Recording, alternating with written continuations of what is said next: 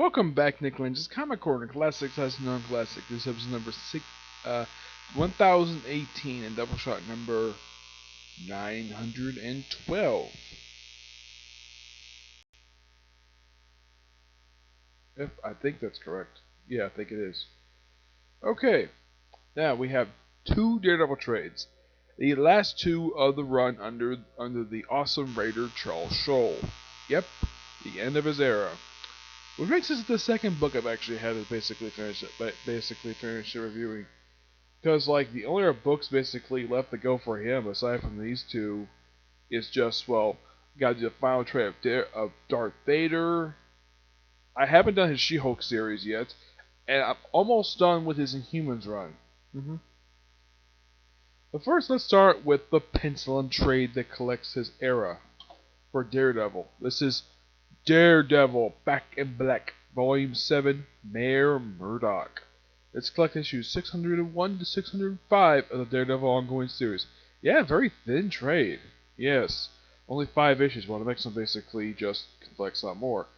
Despite the fact Charles shows us the writing in here, the artwork in here is done by Mike Henderson. Yes, he does the interior artwork. The cover art is mostly done by Chris Spruce. Now, the first issue's cover is done with him, mostly, with Carl Storr, who also does the remaining issues. And basically, the third artist basically is someone who's different. Yes, for 601, it's Carl Storr and Chris Spruce does it with Jordi Bellori. For the last 4 issues, it's Marty Garcia. Now, simply put, this picks up right where Mayor Fisk left off with Fisk in the hospital and Daredevil being arrested. Well, this, of course, is Matt Murdock. He gets out thanks to he breaks the chains, and thanks to the hand, he gets away. He's taken back to City Hall, and basically, because the fact, according to Matt Murdock's intern, Matt Murdock is the mayor of New York City, temporarily, and basically gets kind of a lowdown, but in kind of a briefing, like of what happened, like with the close-up with the hand. Well, they've heard him as martial artists with costumes. Yeah, and Daredevil kind of corrects. Okay, they're an ancient clan known as the Hand. They're an ancient ninja, and they're a group of undead ninjas called the Hand, and they're led by a creature known as the Beast. And he's like, before you ask how I know that, I hang out with superheroes more than I need to. More than I need to. That is pretty brilliant on the part of Matt Murdock to do, because he's, well, one time, of course, he doesn't mention the fact one time he was the head of the Hand. Yes, Andy Diggle was the one who did that in issue 500 for the series.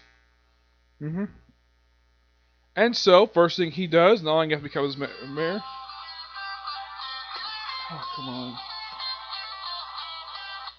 Anyways, yes. Not only after he becomes mayor, first thing he does, he releases the superheroes who were arrested in the last issue, which is basically just Luke Cage, Iron Fist, Jessica Jones, I believe it was Maria Lopez, yeah, she's in this book. Spider-Man, I think that was it. Yeah, and of course they mentioned Matt Murdock chart, and yeah, and of course not only after releases them, he fires Fisk's Wilson Fisk's chief of staff. Yep, fires his chief of staff, and well, then of course various people show up. First we have Foggy Nelson shows up in here, who becomes his chief of staff. Then Blind Spot comes to the window and says, "Oh yeah, and of course, okay, stand there, everybody, stand down." And then of course, he comes in, and he's like, "Stand down, stand down." He's like, "Who's this?" "This is Blind Spot. He's my bodyguard." Okay, not a bad idea for Matt Murdock to name your apprentice your freaking bodyguard. Why not? And then we have, like, the whole thing with the Beast unleashing his gas across New York City. And then all of a sudden, a guy wearing, like, he thinks he's something out of the series Fallout with his gas mask and his bodysuit.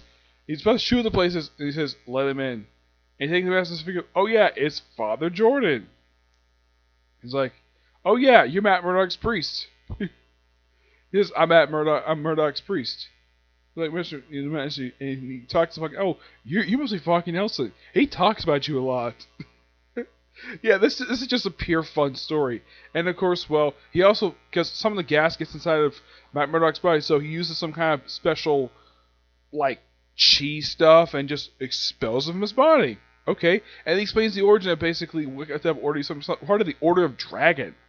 Yeah, which was apparently established, according to him, is established by the King of Hungary during the Crusades. I'm like, this is awesome. I love this thing. The fact, and notice a group of people can fly too.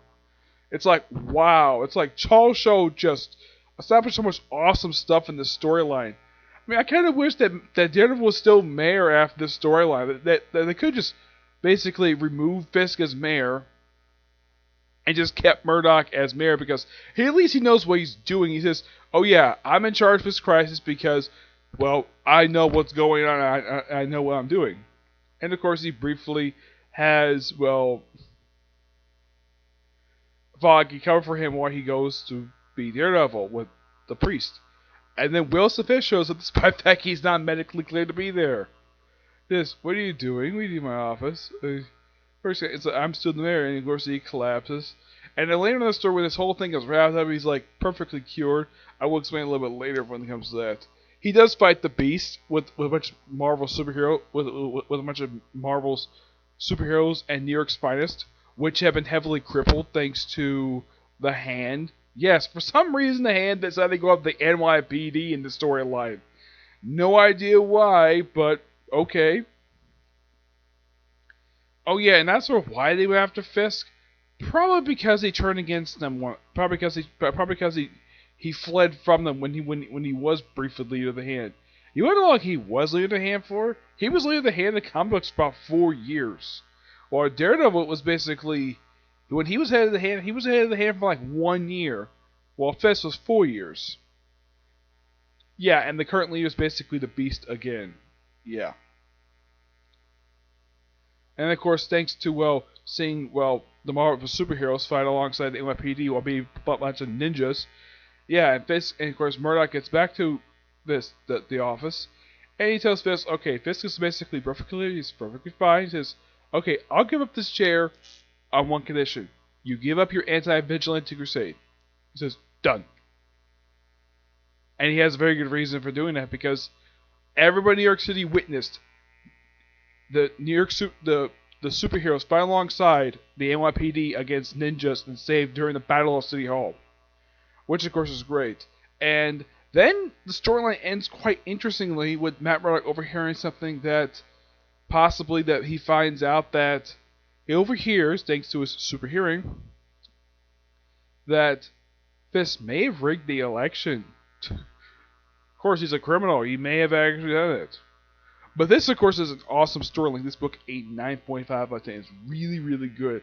I thoroughly enjoyed reading this thing again, especially when I read it originally. Now for the end of Shoul's run.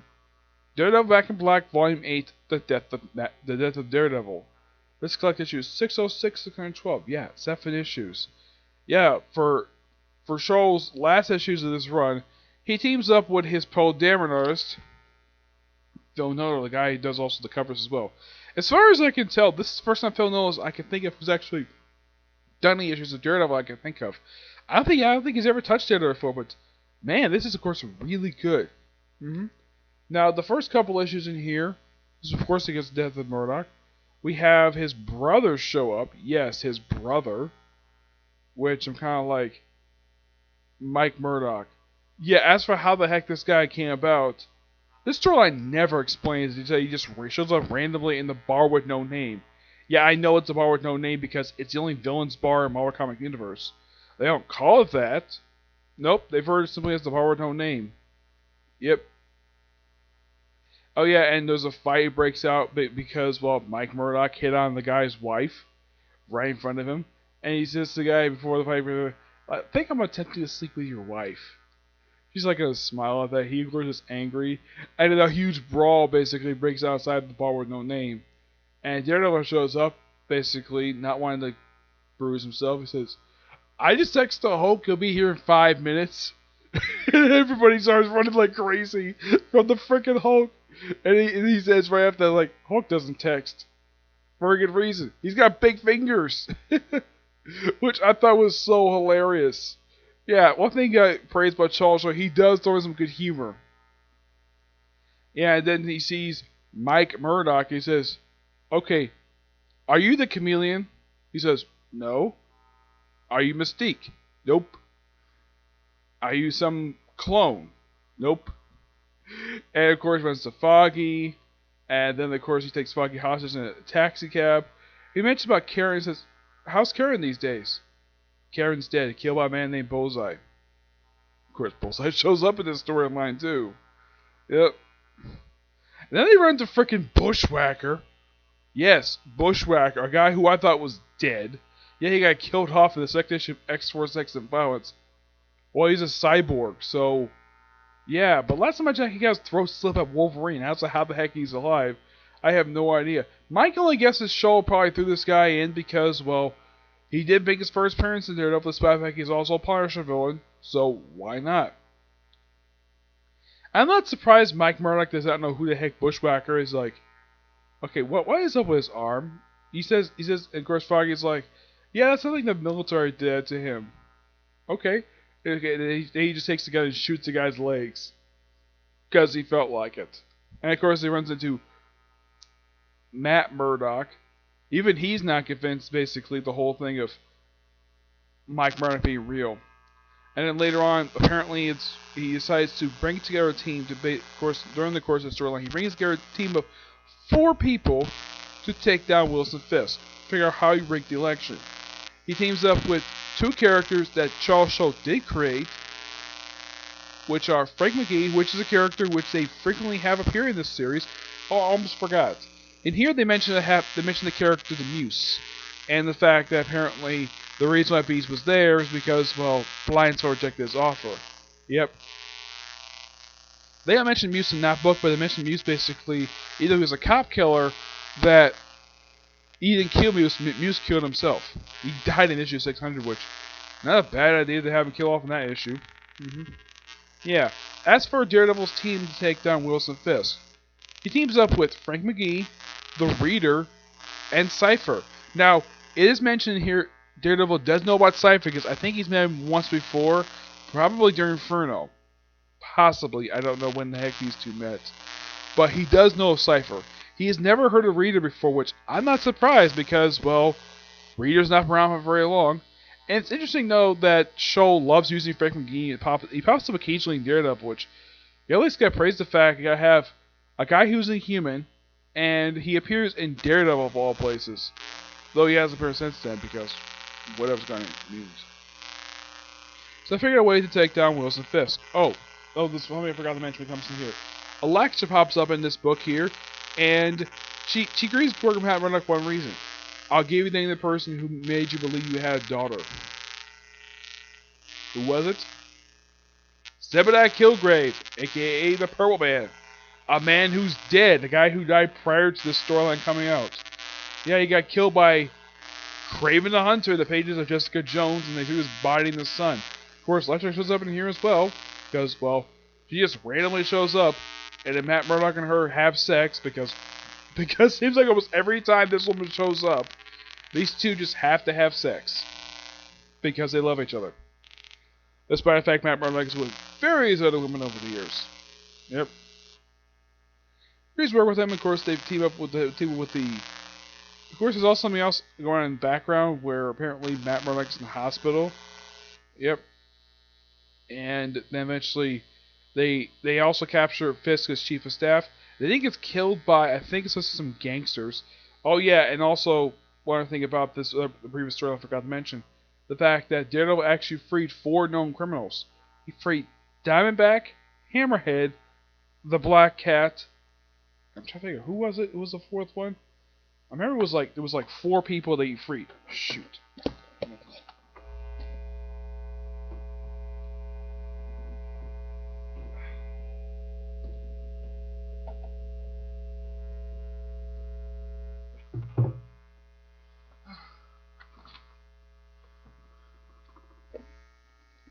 I know Hammerhead was one of them. Hammerhead. Because I remember it was 4 people he freed from prison aside from the superheroes. Let's see. Okay, here we go. Oh yeah, even the owl. Yes, the owl. Because why not? Yeah, the owl, the guy who was a big crime boss before he fought the Kingpin.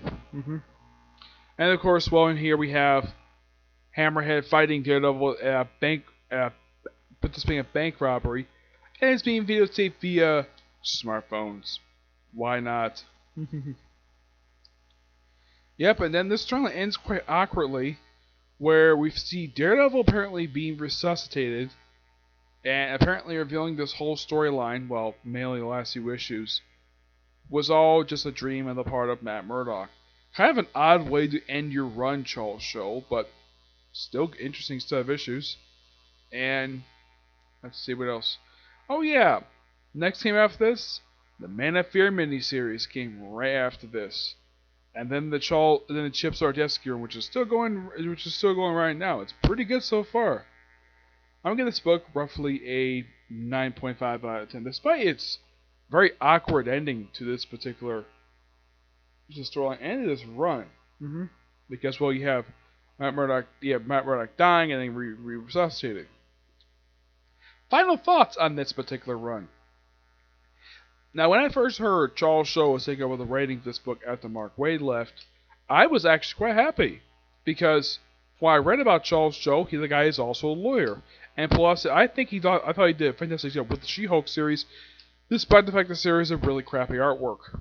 And I figured though, when I heard about it, and since he wrote Daredevil really well, mainly Matt Murdock, in the one issue of She-Hulk, I figured that maybe one day he can do Daredevil, and then like right after Secret Wars, like, oh, he's writing Daredevil.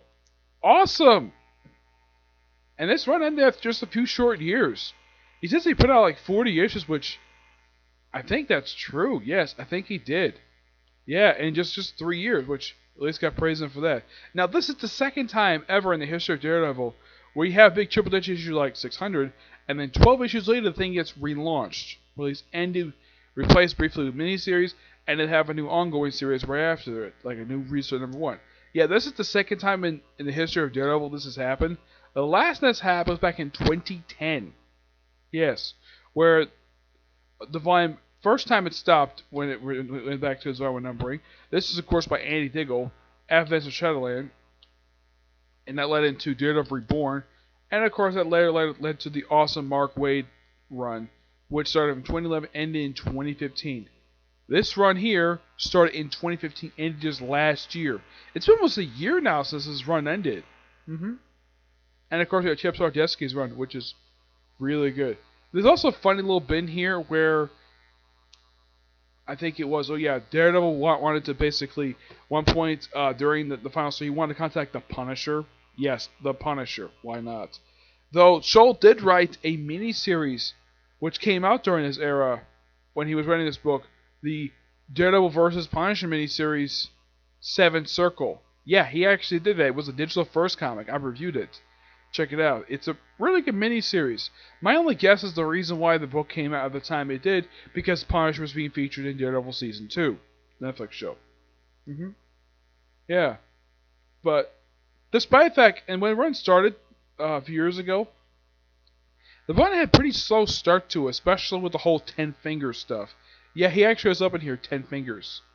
Yeah, 10 Fingers, along with Electro.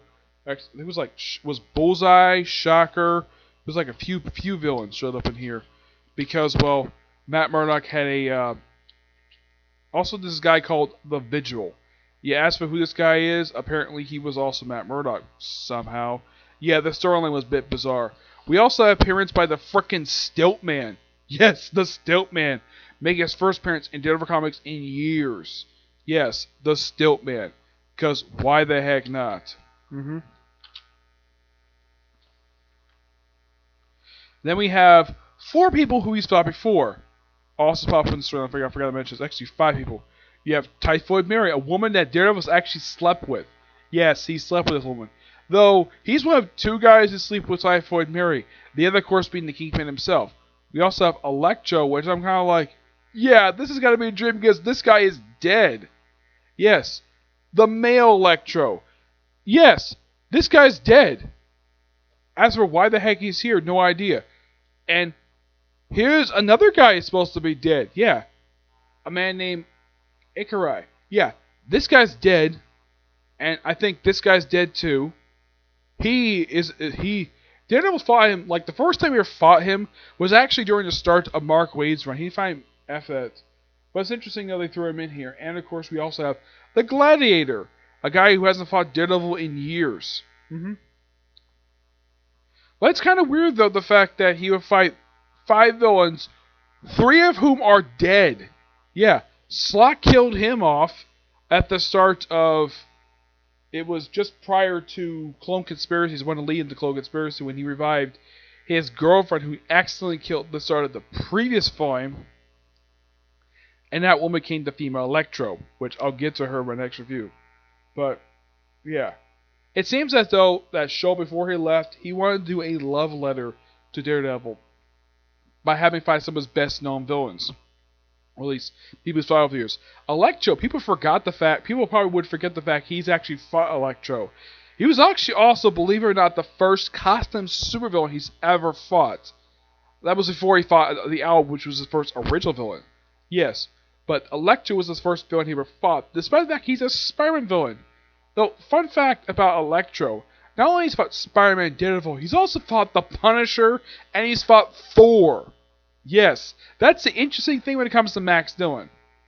Yep. Typhoid Mary, I'm not surprised that she popped up in here, because why not?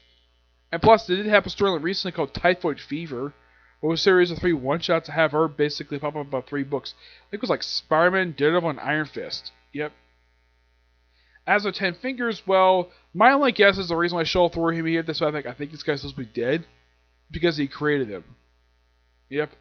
Gladiator, because he's a classic Daredevil villain, despite the fact he's tried many times to reform, though he occasionally when he puts on the helmet, he goes freaking nuts. As for Ikari, he's a creation of Mark Waid. Though last time I checked, this guy's supposed to be dead. I thought Kraven Hunter basically had his mask in place. He died in the initial Sterling debuted in. Yep. But not much else to say about these 2 trades, but really good, and I love what Charles Shoul did with the book. And then like after the 10 Finger stuff, let's see. That book came a little bit better, though it had this odd thing of basically, with the exception of Fogg and Nelson, the guy had no supporting cast at all.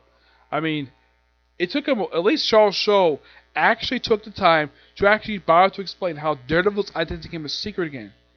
Something apparently Bendis couldn't bother to explain with Iron Man. Like, he couldn't bother to explain how Iron Man became good again, despite thinking he was supposed to be Dick prior to that.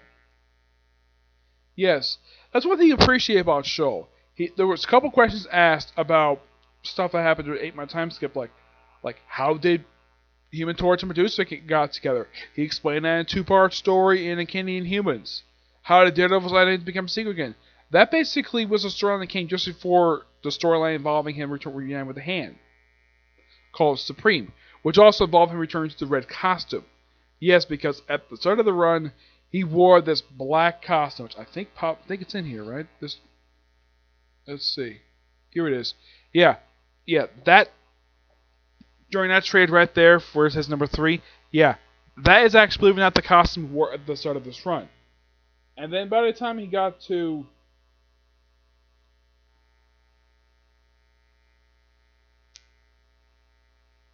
this book right here, Identity, that's when he put back his red costume again, though he did briefly go back to the black costume, and then he went back to, well, the red costume, which he's still wearing to this very day. Yep. I know people love the Mark Waid run because they just really like it. I like it too. Shoul's run is really good. A couple people I know basically who are reviewers, when they're reviewing this, like in the case of Daredevil, for example, when one guy, Chris Ventura, when he reviewed the first issue, he didn't like it, so he dropped out of the first issue. In the case of Mike Spider Slayer, he managed to have it last about 3 issues before he dropped it. I personally kept with the series up until this run ended. Yes, because I basically didn't like it at the start of it, but the book got better and better as time went on. The book got much better, it got interesting and exciting. Yep.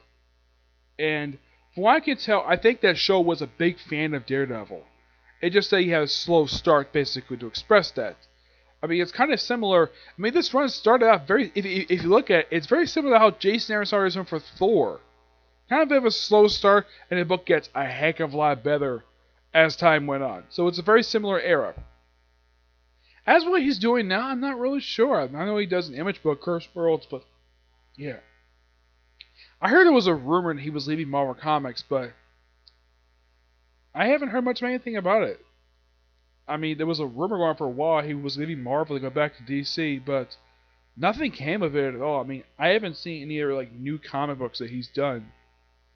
Because like all the comics he did, he was doing at one point, which was this series, Astonishing X-Men, Poe Dameron, Darth Vader, all ended last year. In the case of Astonishing X-Men, it ended back, I think it was like I think it was like June of last year is when it ended. Now in the case of this book ended the same month as Poe Dameron, and a month prior it was Darth Vader, which I'm planning on getting the final trade for that soon. So yeah, I'm pretty much reviewing like a lot of Charles Shoul. I would say basically, as of right now, I reviewed two series, two runs of two eras that he's actually completed. The only books basically left to go for him, I'm almost done with the Humans era. I still got his Humans Attilan Rising miniseries to review, plus of course the first day for King of Humans. And that's it for his Inhumans era. Of course, I also still got to review his She-Hulk book. And, of course, I got to finish up his Darth Vader book. But, yeah. 2 books done so far. Really good, okay? So, that is basically it for this particular review. My next review, to inspire my trade. So, going from the end of a era and continuation of another era. Kind of like what they did with the Avengers one, okay? But see you in the next review. Bye.